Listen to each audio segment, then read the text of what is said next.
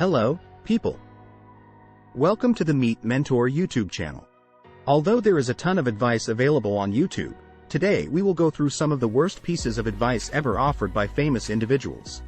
If you want more of this content, like, comment, and subscribe to the Meet Mentor YouTube channel and hit the notification bell.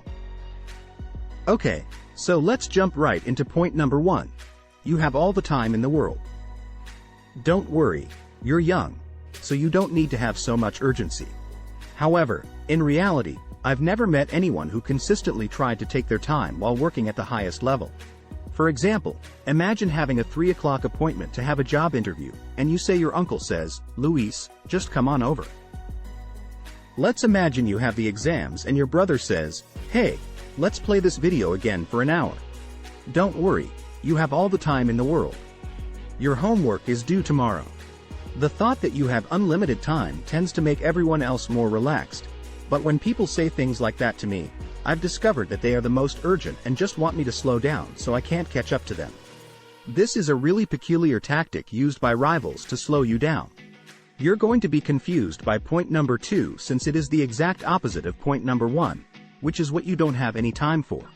I'm an urgent guy who is always saying, "Let's go, let's go, let's go." But that message to a 45-year-old or 50-year-old who recently went through a divorce and may be sitting around thinking, "This is it for me, life is over with, I can't do anything about my life right now," is also incorrect because you need to understand that in today's society, we're living long lives in our mid-40s and 50s. Do you have the same mindset in your mid-40s or 50s?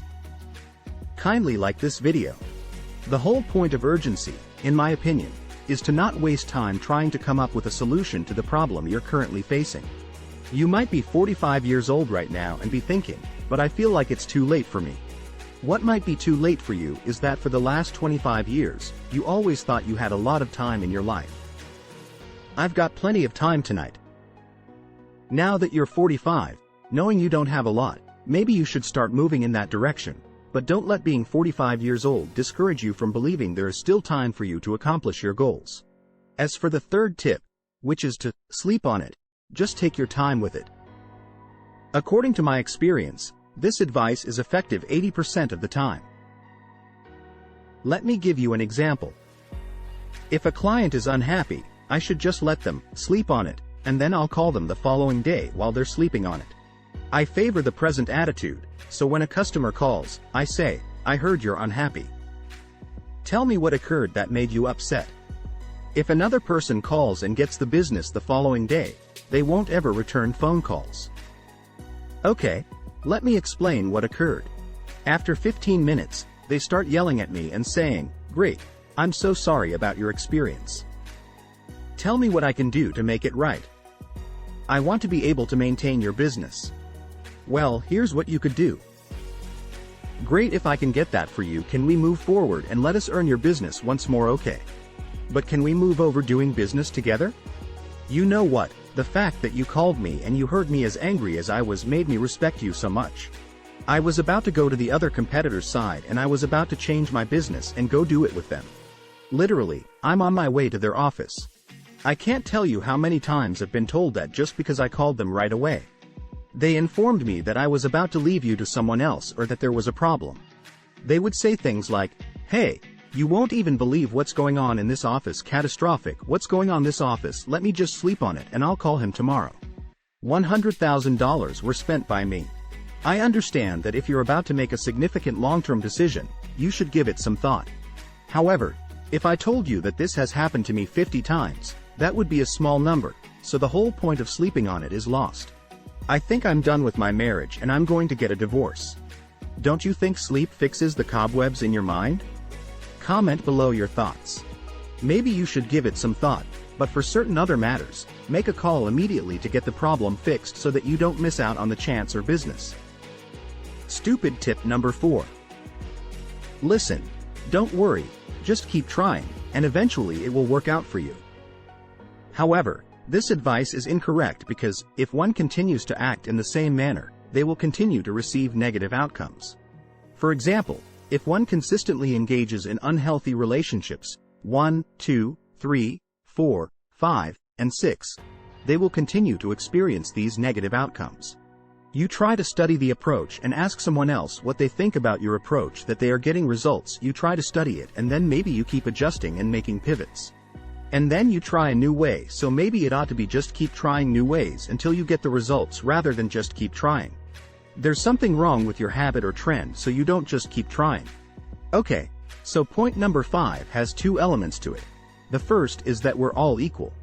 So you don't have to worry about it or treat everyone equally. Both of them are incorrect here. SY. Number 1, we're not all equal when it comes to skill sets. He's here. I'm here, and the other guy is not equal with me when it comes to strategies. He's here, I'm here, and the other guy is not equal. The only area where we can compete on an equal footing is in terms of work ethic. There is no other area where we can do so. Expertise, databases, markets, skill sets, etc. At the moment, we are not on an equal footing in that regard. Here's the other part. If a workplace has a culture that says, we treat everyone here equally, that is not the best way to build a company. If I have someone with more expertise who is paying more and has been around longer and who is familiar with the culture, that person will have an advantage over someone who does not. By the way, if someone comes in who has, say, been around for 10 years and is more familiar with the culture and has a strong skill set, but let's say we bring in a C-suite executive who has been in the business 3 times longer than this person and has managed a team of 400 employees. In terms of leadership, that person won't be treated equally to that person. Instead, that person will be given more credit for their knowledge of and exposure to related industries. However, in terms of the company's culture, that person can sit in this person's place and explain the company's culture, what we do, and why it works well. The recipient may respond, well, some of these things we need to kind of improve on, and some of these things I understand. I understand what the culture is right. That's the concept to be cool. No, not everyone is equal at a company, and you shouldn't be treating everybody equally in the workplace. No 6. Just be positive. Everything will work out. Life is all about positivity. If you sit and think about positive things, someone will come knocking on your door with $1 million sale, and your life will change. If you think about positive things and sit around after applying for 10 jobs, someone will call and make you an offer for the job because you're positive now. Here's what I'm going to tell you. I'm a big advocate of positive thinkers. There's something special about working around somebody that's got positive vibes, positive energy versus a negative person. But I've met a lot of positive broke people because they don't have any skill sets. They offer you eventually to bring value to an organization outside of just being positive. It's good to be friends with someone who is positive, but the business world wants you to be both positive and an expert to add value to the table. So if you're positive, you have a specialized skill set to edit, you have a specialized skill set on how to code, you have a specialized skill set because you're positive. And you have a skill set, obviously your market value goes higher, so by itself positivity, you need a little more than that to invest in business. Point number 7 is the idea that you need money to make money. As I've previously stated, this is a form of a cop-out because if you say you need money to make money, the only thing you can offer to the market is the money in your pocket. In actuality, though, you can offer the market other things in addition to money. For example, you can offer your contacts, your expertise, or your relationships. And the majority of it has nothing to do with money.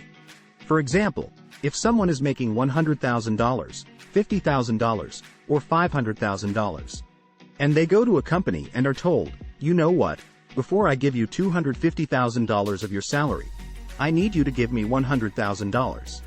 What happens is that they weren't giving them money to get money in the first place. Instead, they were giving them time, effort, and a specialized skill set. If you appreciate our content, subscribe to the Meet Mentor YouTube channel. Raise as much money as you can and give up your stock, advises number 8. If you can get $10 million, do it. If you can raise $50 million, do it. This idea might make sense in Silicon Valley because most people start with an idea and a team. So they say, okay, I want to go raise $50 million. However, if you're running a regular business and aren't in the tech industry, you don't necessarily have to go try to raise as much money as possible.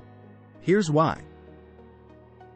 What if you raise too much money and you go from having an 80% majority to a 49% majority all of a sudden?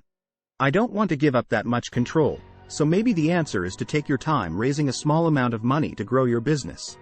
And save the equity so that the next year when you go out and raise money, the company is worth $50 million. I'm going back to having the same exact position I had when someone was constantly telling me what to do. That concludes today's video, then. Give this video a like, comment, and if you found it interesting, subscribe to our channel for more videos with similar themes. Till then, bye. I'll see you in the next video entitled, What Misconceptions Exist About Leadership?